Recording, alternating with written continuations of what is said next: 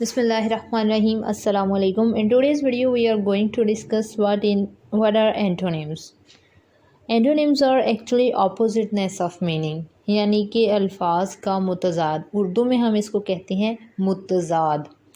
अब एंटोनिम्स और सिनोनिम्स हमने पहले डिस्कस कर लिया हुआ। इनको बाकायदा डिक्शनरी में सर्च किया जाता है इन अल्फाज को कि कौन से वर्ड की क्या सिनोनिम्स हैं, क्या एंटोनिम्स हैं, यानी कि ये काफ़ी अहमियत के हामिल रखते हैं। अब एंटोनिम्स होती क्या हैं? ये ऑपोजिटनेस ऑफ मीनिंग है।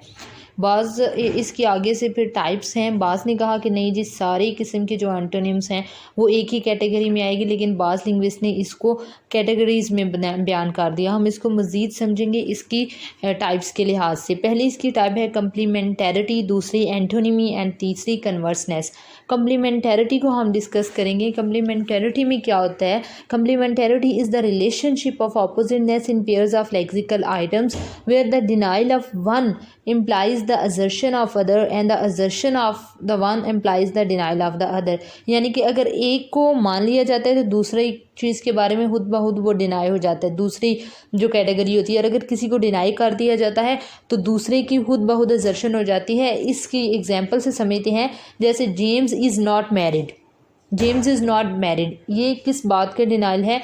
कि जेम्स जो है शादीशुदा नहीं है, लेकिन एक बात की असर्शन भी है। किस चीज़ की? कि जेम्स इज़ सिंगल।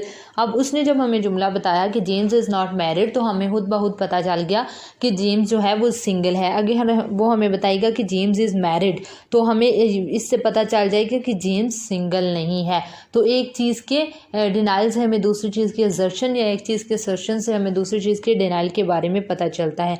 एंटोनिमी में क्या होता है कि किसी चीज़ की असर्शन से उसके डिनाइल के बारे में सिर्फ हमें पता चलता है। इसकी एग्जांपल्स में बिग एंड स्मॉल आ जाता है कि एक चीज़ बिग है तो जाहिर है, फिर एक चीज़ जो है वो स्मॉल वो नहीं है, और अगर एक स्मॉल है तो वो बिग नहीं है। उस little and much, few and many इसकी एग्जांपल्स हैं।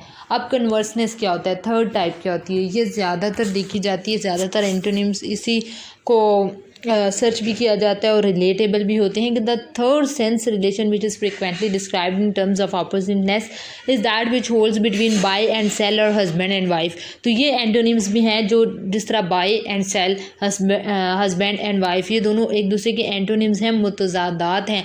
इनको मुतज़ादात में हम स्टडी करते हैं उर्दू में भी। यानी कि इसमें हम ये कहेंगे कि the word buy is the converse of sell and sell is the converse of buy. तो ऑपोजिटनेस ऑफ मीनिंग एक्चुअली एक वर्ड का दूसरा, कोल्ड है तो हॉट उसका ऑपोजिट होगा। ऑपोजिटनेस ऑफ मीनिंग को हम एंटोनिम्स में डिस्कस करते हैं। आई होप आपको समझ आ गई होगी। अगर समझ आई है तो don't forget to subscribe the channel and thank you so much for watching the video.